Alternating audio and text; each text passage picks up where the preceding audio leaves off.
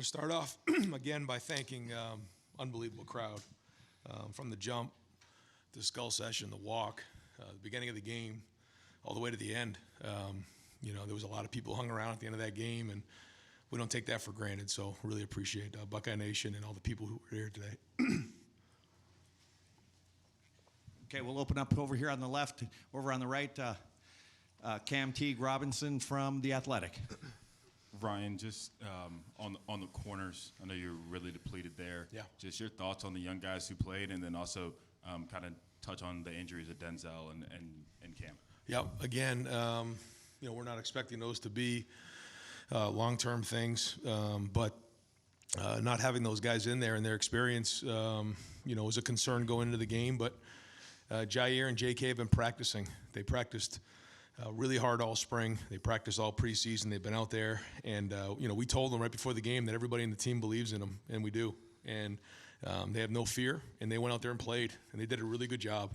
I mean, I don't know what the film's going to show, but I know they competed, and I thought Tim Walton did a really good job getting them ready. And I'm proud of those guys to be able to win a conference game with them in there. Both really, I guess that's their first start each. Over to the left, Lori Schmidt, Columbus Dispatch. Coach, what's the key to getting two running backs going the way you had them going tonight? Well, I think it's just the mentality of we know how long of a season this is going to be. And when you have two guys that you can go back and forth, who are unselfish, who understand what it means to be a team, that's the key. If it starts to become like, what are my carries, what are my touchdowns, what are my runs, then it doesn't work. But Travion and Mayan both have been excellent. Travion's energy before the game was off the chart. You could just feel it. I mean, I felt it in warm-ups. I felt it in the locker room. I felt it coming out of the locker room. And then he ran that way. He just ran hard. He ran physical. He ran with energy. And so did Mayan. Mayan ran hard. So I think we got something good going in that room. And you saw Dallin even run at the end. I thought he was running well. But hats off to the offensive line and the tight ends. I thought they really moved the line of scrimmage today against a good defense. Over to the right, Dylan Davis, Delaware Gazette. When you're talking about being balanced offensively, is that about as close to perfection as you can get as far as being balanced goes on offense? Yeah. I mean, I thought that the balance was solid.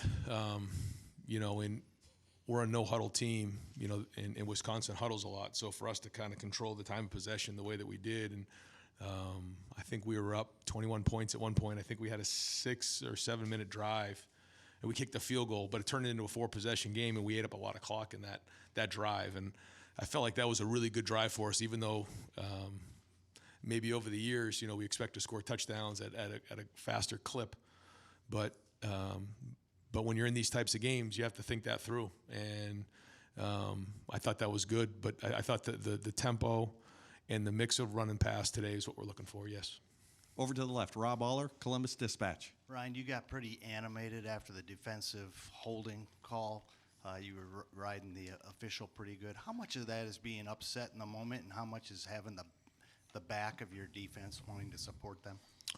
Yeah, I usually don't talk about that stuff after the game, but I obviously didn't like what I saw, and I felt like that was a big play, but I wanted Jair to know that, like, I do have your back, like, that, now if it was, egregious, okay, move on, but I want to defend him in that moment. This is a young kid out there in a big stage for the first time, and I hope he felt like, his head coach was backing him up in that moment, because I think it mattered, and I believe what I was fighting for. Over to the right, Austin Ward, Rivals, 97.1 The Fan. Ryan, I guess it's a product of how high the standard is that CJ's set here, but it didn't feel like he had his best stuff tonight. Is that now what he can do on a off night? Yeah, I mean, I thought he was really good, in a lot of spots. That's a very good defense, and to throw 5 touchdowns, I mean, he was really good, and we had more out there. Right? The protection broke down on 2 plays in particular that would have been huge plays if we could have executed them better. But I thought the touchdown pass to Emeka was off the charts. I thought some of the other balls were really well done. It's my fault at the end of the half. I'm going to take that. We're up. I think it was 4 scores at that point with 45 seconds to go on inside of our own, 25. Should have just ran it 3 times, listened to the boos running off the field, and moved on. But I didn't. I threw the ball. We got a pick, and then the defense did a great job in sudden change, getting a stop right there. And so that's on me. And a couple calls I could have done a better job with. I thought he played good. I thought his energy was good, and throw 5 touchdown passes against Wisconsin. That's a hell of a night. Deep left, Doug Lesmerises, Cleveland.com. Ryan, you guys came out first drive, hit 3 chunk plays in the pass game. Seemed like you had them spread out, and then ran it after that. It felt like you were able to make them defend sideline to sideline, and then find running gaps. Just beyond the balance, the way you guys did it. What did you think of it? That's what we're looking for. What you just said, and that's easier said than done. That you want to be able to do that, and when they feel like you're throwing it, then you start running it. When they feel like maybe you're running it, you spread them out a little bit, and you try to get that going. And some nights it works, and you get into a rhythm. Some nights it doesn't. Tonight I felt like we did get in a rhythm. Clay Hall, WSYX. Ryan, you've preached toughness and fight all off season. To handle 2 physical teams like Notre Dame and Wisconsin, to remove all doubt in the first quarter, push them around, dictate the tempo. Do you think you've buried that? I think we've shown what we can do. Now, whether we do it every week, that's on us. But I think you can see what this team's made of, and I think we've shown that in first 4 games, what we can do, what we're capable of. The big challenge, as we all know in college football, is you have to bring it every week, and that's the competitive stamina we've been talking about. Every single week, you got to bring it. So, as good as this feels, and as much as we want to celebrate this, we can't spend too much time patting ourselves on the back after this thing, which is hard because this is one heck of a win for us. I mean, to play like we did tonight, that was a lot of work, and I'm very, very proud of our team. I'm proud of our players. Proud of the way the defense came in, some of the way the guys stepped up. I mean, there's a lot of good to go around in this game. But the tough thing is, you don't have too much time to talk about that. You got to be on to the next team, and but we'll try to enjoy this the best we can tonight and a little bit tomorrow. Far left, Stephen Means, Cleveland.com. Ryan, one more about the running backs. You guys have tried in the past to have kind of 2 running backs share the load like that, whether it was 2018 with J.K. and Mike or Trey and Master in 2020. Yep. Why do you think with these 2 guys make it? Why is it working out so well? I don't know. I think that. I think our offensive line is doing a good job. I think our tight ends are doing a good job. I think we have the right mix right now, and their approach has been excellent. But I think it's probably a combination of them and the offensive line and the tight ends and our running back. I mean, our wide receivers. Our wide receivers are doing a very, very good job.